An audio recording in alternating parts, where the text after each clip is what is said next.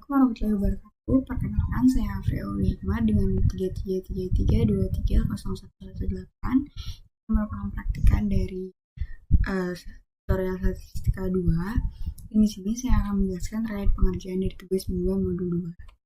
Jadi di sini terdapat 6 soal. Jadi untuk soal yang pertama itu kita akan jelaskan apa yang dimaksud dengan uji hipotesis secara sederhana. Oke, jadi uji hipotesis ini itu merupakan bagian dari statistika inferensial yang digunakan untuk menguji kebenaran suatu klaim atau hipotesis tentang parameter dalam suatu populasi. Nah, jadi dia tuh akan menarik kesimpulan menentukan hipotesis tersebut itu dapat diterima ataupun dapat ditolak berdasarkan data yang diukur dari sampel. Nah, jadi proses ini itu akan melibatkan sampel acak dari populasi dengan mengamati karakteristiknya dan membandingkan dengan hipotesisnya. Itu nanti kalau misalkan sampel ini itu menunjukkan indikasi mendukung hipotesis yang diajukan, maka hipotesis tersebut dapat diterima. Sedangkan jika dari sampel acak ini itu menunjukkan indikasi bahwa dia itu bertentangan dengan hipotesis yang diajukan, maka dapat dikatakan bahwa hipotesisnya ini ditolak. Nah, kemudian untuk yang soal nomor 2 itu kita akan menjelaskan terkait perbedaan dari hipotesis 0 dan hipotesis alternatif. Jadi untuk perbedaannya, kalau hipotesis 0 itu adalah hipotesis yang menyatakan ketidakadanya hubungan antar variabel. Jadi dia tidak ada efek, tidak ada pengaruh gitu, dan dia tidak ada perbedaan. Makanya dapat dikatakan bahwa dia tidak memiliki hubungan antar variabelnya. Nah, hipotesis ini itu dirumuskan dengan tanda sama dengan, yang mengartikan bahwa dia ini hanya memiliki satu nilai gitu. Jadi dia menspesifikasi suatu nilai tunggal saja gitu. Nah, kemudian menurut dari Weston dan Eric, hipotesis 0 itu bisa dikatakan sebagai hipotesis yang diuji dalam statistika atau dalam analisis statistikanya gitu. Nah, kemudian sedangkan untuk hipotesis alternatif yaitu kebalikannya dari hipotesis 0, yang mana hipotesis ini itu memiliki hubungan antar variabelnya dan dia itu menunjukkan perbedaan, kemudian menunjukkan efek juga, dan menunjukkan pengaruh terhadap suatu penelitian. Nah, dia itu biasanya dirumuskan dengan tanda kurang dari atau lebih dari ataupun tidak sama dengan untuk menunjukkan berbagai kemungkinan hubungan antar variabelnya. Nah, kalau menurut Weston dan Eris ini, jadi hipotesis ini itu dia menyatakan bahwa terdapat sesuatu yang berpengaruh gitu dalam penelitiannya.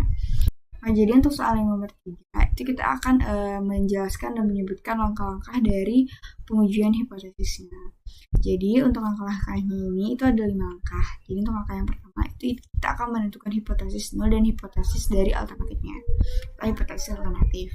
Nah, kemudian yang kedua itu kita akan menentukan taraf signifikansinya atau nilai alfanya. Jadi nilai alfa ini tuh bisa didapatkan ketika di soal itu diketahui nih tingkat kepercayaannya misalkan 95%. Nah, itu 5%-nya itu adalah alfanya. Jadi alfanya itu sama dengan 0,05. Untuk semakin kecil si alfa atau nilai alfa atau nilai taraf signifikansi itu, maka akan semakin kecil juga peluang untuk menolak si H0-nya ini gitu. Nah, kemudian untuk langkah selanjutnya itu adalah kita menentukan daerah kritis atau daerah penolakan H0-nya dan statistik uji yang seharusnya itu gimana gitu, yang sesuai. Nah, jadi sebelumnya untuk daerah kritis atau daerah penolakannya itu tuh merupakan interval dari nilai hitungan suatu statistik uji yang berada dalam interval tersebut. Nah, itu tuh akan ditolak hipotesis 0-nya gitu. Nah, untuk menentukan daerah kritis atau daerah penolakannya itu bisa dengan berdasarkan uji statistik, baik itu uji T atau uji Z atau uji F, itu sesuai dengan banyaknya sampel yang diuji. Kemudian untuk langkah selanjutnya itu adalah kita akan menghitung statistik uji dengan menggunakan parameter sampelnya. Terus yang terakhir itu kita akan membuat kesimpulan apakah H0 itu diterima atau ditolak. Jadi untuk memastikannya itu tuh dia ada 3 cara. Jadi untuk cara yang pertama itu kalau misalkan statistik ujinya baik itu uji T atau uji F atau uji Z atau uji lainnya itu lebih dari, maka H0-nya itu akan ditolak. Tapi kalau misalkan uji T atau uji F atau uji Z atau uji lainnya itu tuh dia kalau dihitung dengan rumus yang sesuai, terus dia hasilnya itu kurang dari, maka nanti si H0-nya ini akan diterima. Nah, kemudian untuk cara yang kedua itu kalau misalkan signifikansi p-value-nya yang kayak one tail sama two tail yang left and right itu yang one tail maksudnya itu tuh dia kurang dari taraf signifikansi. Nah, itu nanti H0-nya itu ditolak. Tapi kalau misalkan p-value-nya yang one tail sama two tail itu dia lebih dari taraf signifikansi, itu berarti nanti H0-nya itu diterima. Nah, terus untuk cara yang terakhir itu kita bisa ngelihat dari confidence interval of the difference-nya. Kalau misalkan interval lower sama upper-nya itu ngelewatin dari 0, itu berarti nanti H0 itu diterima. Tapi kalau misalkan interval lower sama upper-nya itu dia nggak ngelewatin 0, berarti nanti H0-nya itu ditolak, kayak gitu. Nah, terus soal nomor 4 itu adalah jelaskan perbedaan antara left child test, right child test, sama two child test. Jadi kalau misalkan jadi sebenarnya signifikansi p-value itu dibagi dua. Jadi ada one tail sama two tail. Nah, one tail ini itu dibagi lagi jadi dua. Ada left tail sama ada right tail. Jadi singkatnya perbedaan itu kalau misalkan dia right tail, dia tuh H1 mu-nya itu tuh dia lebih dari. Kalau misalkan si left tail itu dia H1 mu-nya itu kurang dari. Terus kalau misalkan yang two tail, karena dia di sisi kanan dan kiri, itu nanti dia tidak sama dengan. Jadi H1 mu-nya itu tidak sama dengan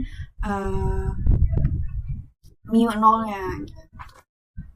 Nah, jadi contoh menguji hipotesis di kehidupan sehari-hari itu misalkan yang pertama kita tuh ingin mencari tahu apakah tinggi rata-rata anak SD itu melebihi 140 cm. Yang kedua, kita juga bisa gunakan kalau kita ingin mencari tahu apakah rata-rata ukuran sepatu wanita dewasa itu berukuran 38. Jadi simpelnya itu dia kayak kita tuh ingin menguji kebenaran dari suatu pernyataan tersebut gitu kan. Kita nih mau menguji nih, emang benar apa enggak sih rata-rata tinggi anak SD itu lebih dari 140 cm sekarang, atau kita ingin tahu nih benar nggak sih kalau misalkan rata-rata ukuran sepatu wanita yang dewasa itu tuh di 38 atau bukan gitu. Nah, kemudian untuk yang terakhir soal nomor 6 itu bentuk pengaplikasiannya bisa langsung kita kerjain di RStudio aja. Sebelumnya saya akan bacakan dulu. Jadi di sebuah perusahaan es krim itu mengklaim bahwa rata-rata kadar gula dalam satu porsi es krimnya itu tidak melebihi 20 gram. Berdasarkan sampel ukuran 50 porsi es krim, diperoleh rata-rata aktual kadar gulanya itu sebesar 21,5 gram dengan standar deviasinya 1,5 gram. Nah, hitung probabilitas terjadi kesalahan tipe 2 pada tingkat signifikansi 0,05. Jadi di sini kan kata kuncinya itu adalah si porsi es krimnya ini tidak melebihi 20 gram. Nah, kalau melebihi berarti dia pakainya tuh yang right tail, karena kan tadi right tail itu dia melebihi kan, sedangkan kalau left itu kurang. Kemudian kalau misalnya yang two tail itu dia tidak sama dengan, kayak gitu. Nah, terus di sini ini enak nih udah diketahuin karena dia tingkat signifikansinya 0,05, bukan tingkat kepercayaannya itu berapa gitu. Jadi kita nggak perlu untuk dihitung lagi gitu. Nah, di sini untuk penugasan dari si RStudionya, jadi yang pertama N-nya itu atau populasinya itu ada 50, kemudian kita hanya pakai sampelnya itu di 20, terus X bar atau rata-ratanya itu adalah 21,5, kemudian sigma atau deviasinya itu 1,5. Setelah itu kita cari nih nilai kritisnya, kita masukin alfanya yang tadi tingkat taraf signifikansinya berapa atau tingkat signifikansinya itu adalah 0,05. Kemudian kita masukin karena dia lebih dari 30, karena dia populasinya 50, berarti dia pakainya tuh uji Z gitu. Nah, terus jadi di sini kita tulis di sini Z alpha, kita masukin key normalnya 1 min alpha, kita print Z alfanya. Setelah itu kita menghitung nih batas kritis rata-rata sampelnya untuk menerima H0. Jadi kita masukin X critical M plus Z alpha, kemudian kita kali sama sigma atau deviasinya itu, terus kita bagi sama SQRT. Setelah itu kita menghitung Z beta kesalahan pada tipe 2. Nah, kita masukin Z betanya itu dari X critical atau si nilai kritisnya itu kita kurangin sama nilai rata-rata atau X bar, kemudian kita bagi sama sigma yang dibagi sama SQRT. Kemudian kita masukin betanya itu adalah P normal Z beta untuk probabilitas gagal menolak H0 padahal H1-nya itu benar.